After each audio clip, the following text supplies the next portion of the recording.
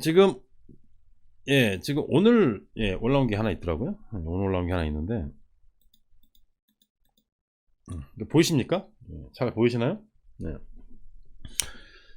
지금 이게 17일, 18일 어제하고 그저께 이틀간 조사한 겁니다. 동아일보가 서울 동작을 유권자들 대상으로 리서치 앤 리서치에 의뢰했습니다. 이게 좀 의미가 있는 조사여가지고 가지고 왔습니다. 동작을 거주 만 18세 이상 성인 남녀 502명을 대상으로 응답률 10.7%, 표본 오차 95% 신뢰 수준에서 플러스 마이너스 4.4%포인트. 자세한 내용은 중앙선거여론조사심의위원회 홈페이지를 참고하시면 되겠습니다. 백경띵님 감사합니다. 그리고 17일, 18일 이틀간 조사한 겁니다. 보시면 아시겠지만 더 벌어졌어요. 이게 하루 전에 나온 조사가 또 있었는데 그거랑 또 다릅니다.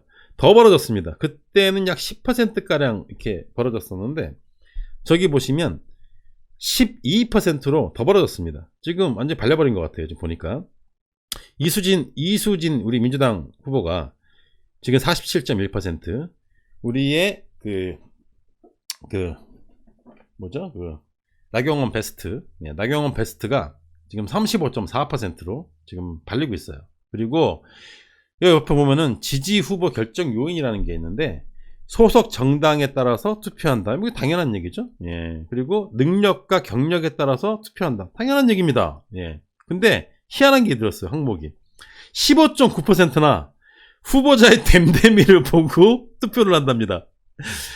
다른 데서는 솔직히 말해가지고 소속 정당과 능력과 경력 정도 보죠. 그 정도 봅니다. 솔직히 말해가지고. 근데 이 동작을 유권자들은요, 특이하게도 후보자의 댐댐이를 보시는 분이 15.9%나 있습니다. 이게 뭐겠습니까? 이게 뭘까요?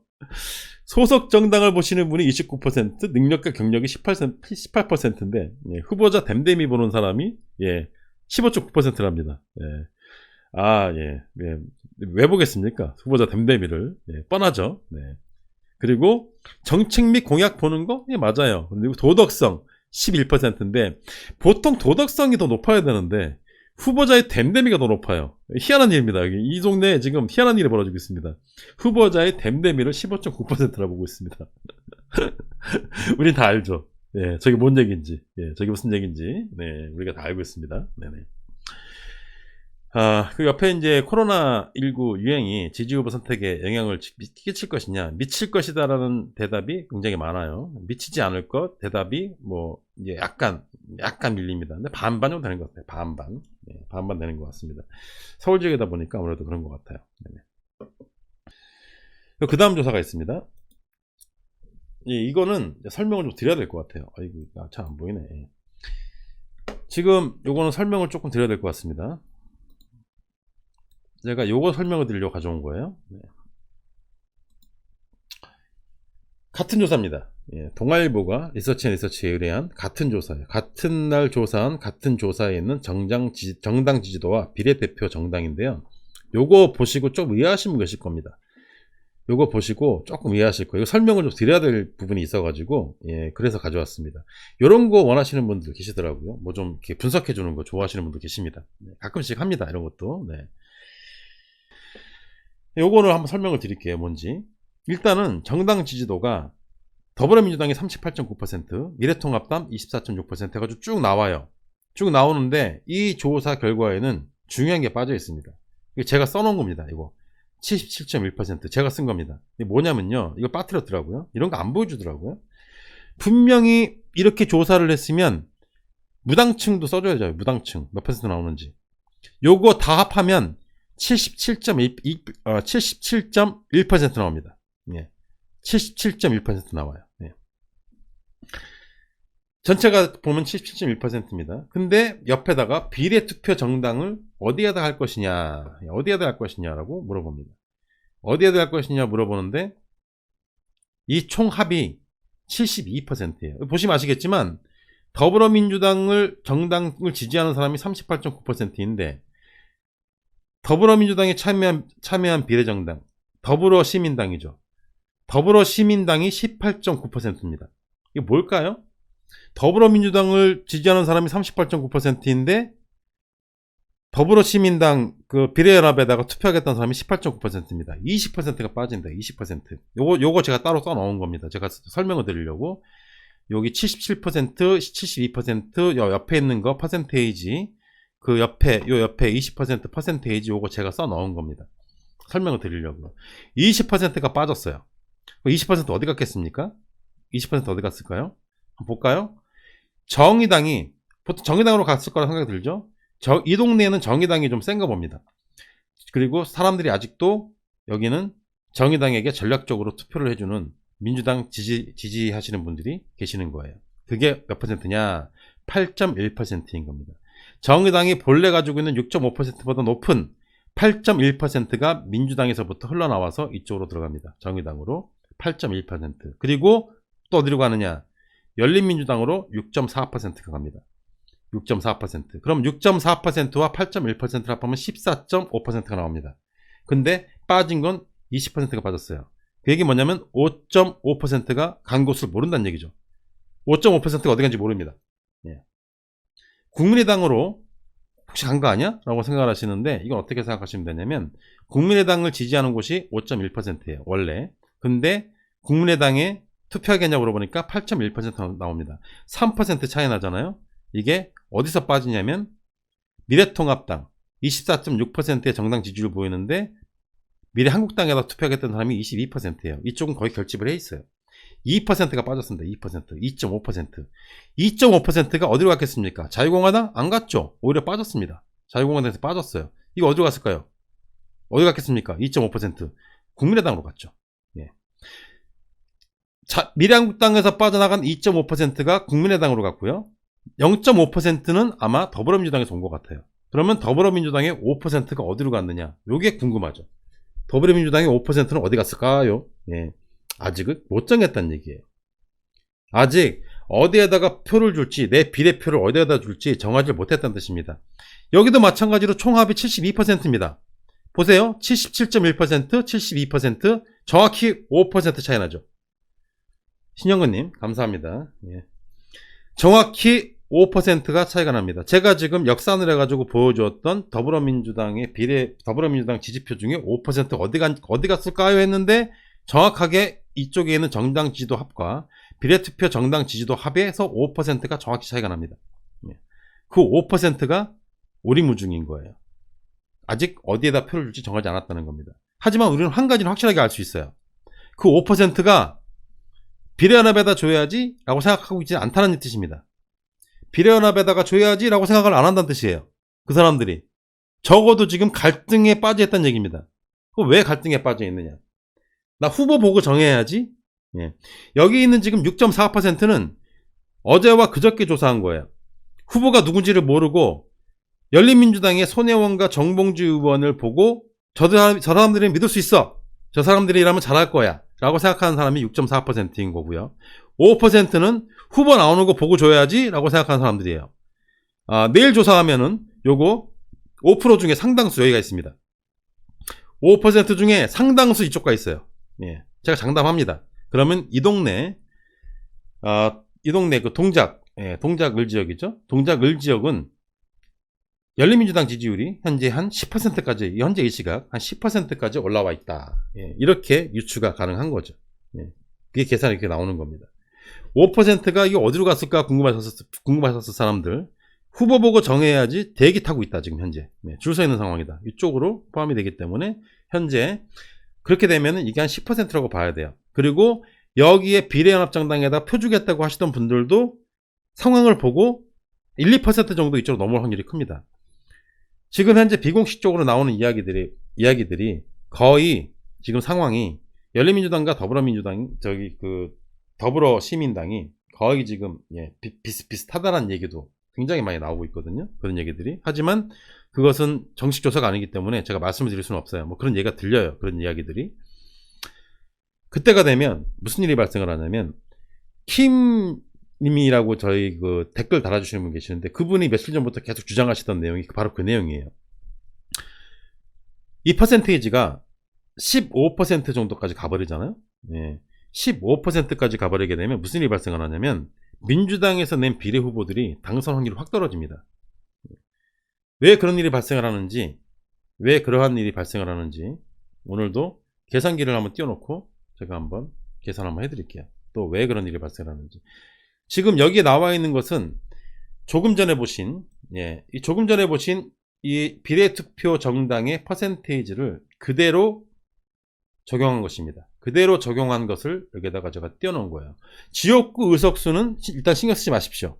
지역구 의석수는 정확한 것이 아니고 저는 이것보다 더 나온다고 봐요. 130%보다 130석보다 더 나온다고 보고 미통당 115석 안 나온다고 보거든요. 하지만 뭐 일단 그냥 이렇게 넣어놓겠습니다.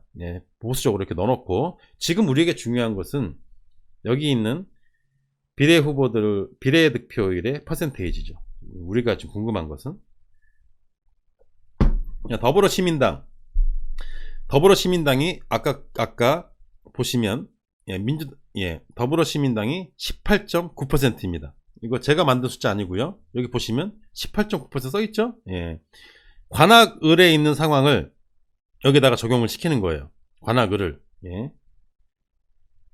더불어시민당 18.9%, 열린민주당 6.4%, 미래한국당 22.1%, 정의당 14%, 이런 식으로 해가지고 저기에 나온 저거를 그대로 적용을 시켰을 때 어떤 일이 발생을 하느냐.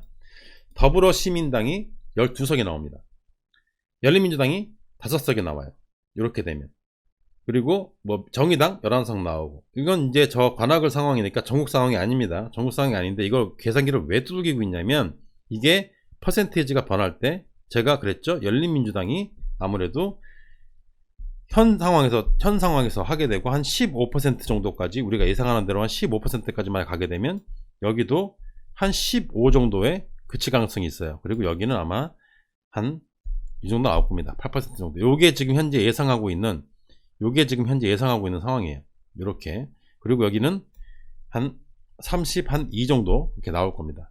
전체적으로 이런 식으로 비슷하게 나올 거예요. 그럼 어떤 일이 발생을 하느냐. 더불어시민당, 다른 거는 신경 쓸 필요 없어요. 미안당 의석수는 한 이 정도 나올 겁니다. 근데 다른 데는 신경 쓰지 마시고 더불어시민당이 몇 석이 나오는지를 주목을 해야 돼요. 더불어시민당이 이 상태로 계속 가게 되면 15%대에 머무를 확률이 큽니다. 머무를 확률이 커요. 그렇게 되면 10석 정도가 나오게 됩니다. 그렇게 되면. 그러면 일단은 열린민주당이 몇 석 나오는지는 계산하지 않겠습니다. 중요한 것은 더불어시민당이 15% 정도 선, 15%에서 한 20% 선, 20%면 몇 나오는지 보겠습니다. 20이 나오게 되면 20%, 5%가 더 올라가는데 한 석만 늘어납니다. 딸랑 한 석. 지금 그런 상황이 발생을 해요. 자, 그러면 이게 무슨 얘기냐면, 저 더불어시민당에다가 표를 이제 주시는 분들의 표가 그 이번 선거제 개정안의 취지를 살려서 소규모의 우리가 알지도 못하던, 이름도 처음 들어보는 정당들의 어떤 그런 의회 진출을 위해서 쓰여지게 되는 것이죠. 자, 그렇게 되면 저 민주당 지지자들이 그 15%에서 20%의 지지자들이 계속 저기에다 표를 주려고 할까요? 그게 의문이에요. 그게 저는 그 취지를 살려가지고 군소정당에 있는 그 군소정당 후보들을 국회로 보내야겠다는 분들의 취지는 제가 이해를 합니다. 존중을 하고. 그런 분들도 계시겠죠. 왜 안 계시겠습니까? 그런 분도 계시겠죠. 그런 분들이 투표를 하면 그런 분들의 투표는 본인이 가지고 있는 의도와 정확하게 자기가 가지고 있는 표가 행사가 됩니다. 딱 맞아 떨어져요. 투표의 의미와 결과가 딱 맞아 떨어집니다. 근데 민주당 지지자들이 민주당의 어떤 비례 후보를 국회로 보내야겠다 생각해서 표를 던지는 분들은 의도와 결과가 어긋나는 일이 발생을 하게 돼요. 그런 일이 발생합니다. 그래서 지금 저희가 상황이 좀 힘든 거예요. 상황 자체가. 그렇게 되면 굉장히 많은 수의 사람들이 차라리 열린민주당에다 표를 줘가지고 열린민주당의 의석을 많이 만들어주는 게 오히려 낫겠네. 저 후보들 면면을 보니까 저쪽이 더 낫네. 야, 저쪽이 더 민주당 같은데? 야, 저쪽이 더 민주당 같은데? 이런 느낌이 많이 들 겁니다. 그런 어떤 상승 효과가 일어나게 될 거예요. 그렇기 때문에 저 지금 그 더불어시민당 같은 경우는 무조건 앞쪽에다가 군소정당들의 후보나 그런 사람들을 앞에다 세우겠다라고 하는 생각을 버려야 돼요. 예. 저 살아나려면 그렇게 하면 안 됩니다. 섞어야 돼요. 무작위로 섞어야 됩니다. 그거 외에는 제가 봤을 때는 별 방법이 없어 보입니다. 제가 보기에는. 그래서 제가 별 말을 안 하고 있는 거예요. 더불어 시민당에 대해서 제가 얘기를 안 하는 이유가 몰라서 안 하는 것이 아니라, 예, 할 얘기가 많죠. 예, 굉장히 많이 알고 있죠. 예, 그리고 태동 때부터 지금까지 어떻게 왔고 누가 만들었고 어떻게 되었고 어쩌고 저쩌고 다 알고 있습니다. 근데 말 안 하는 거예요. 이게 좀 애매합니다. 예, 굉장히 애매해요. 설명하기도 애매하고, 예, 편들어주기도 애매하고 애매합니다. 그런데 우리는 대안이 있어요. 열린민주당. 예. 그런데 그런 문제 때문에 제가 저쪽에 대해서 그 더불어시민당에 대해서 무슨 말을 이렇게 하기가 애매한 겁니다. 응? 이게 굉장히 좀 애매한 거예요. 그런 부분에 대해서 쉽지가 않습니다. 어떻게든 여러분들의 어떤 관심을 끌고 여러분들이 이 정당에 표를 줘야겠다 라는 어떤 느낌이 들게끔 제가 최대한 설명을 잘 해야 되는데, 설명해놓으면 바뀌고 설명해놓으면 바뀌고 그렇게 뻔했거든요. 일단 알고 있었거든요. 분명히 내일 어떻게 될 거야, 내일 어떻게 될 거야, 내일 이렇게 될 거야 라고 제가 알고 있으니까, 그렇다고 해가지고 내일 어떻게 될지 미리미리 다 말해볼 수도 없고, 예, 그런 상황이 좀 있었어요. 그러니까 좀 이해하시고, 열린당 20석 되려면 몇 퍼센트 얻어야 되나요 하셨는데요. 그게 다른 당이 몇 퍼센트를 얻느냐에 따라서 변동사항이 있습니다. 그래서 열린당이 20석을 꼭 만들어야겠다라고 생각을 하고 몇 퍼센트를 얻어야 된다라고 생각하지 마십시오. 예, 그렇게 생각하지 마십시오. 그냥 우리 한 표를 어디다 줄 정하면 됩니다. 몇 번 말씀드리지만 어디가 몇 퍼센트 얻어야 돼, 어디가 몇 퍼센트 얻어야 돼, 이거는 싸움밖에 안 됩니다. 예, 그거를 설명할 필요도 없어요. 몇 퍼센트를 얻어야 된다면 우리가 그 몇 퍼센트 맞출 겁니까? 어떻게 맞춥니까? 몇 퍼센트를 어느 당이 했으면 좋겠어요. 그러면 우리가 그 몇 퍼센트를 맞출 수가 있습니까? 못 맞춥니다. 맞출 수가 없습니다. 그냥 자기 마음 가는 곳에 표를 주시면 돼요. 근데 굉장히 많은 수의 사람들이 어디다 표를 줄지는 대충 보입니다.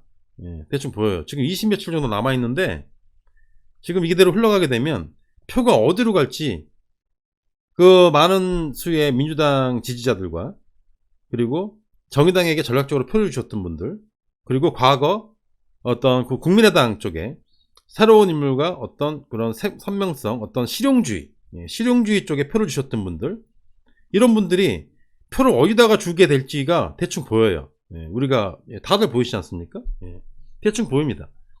예, 그런 상황이에요.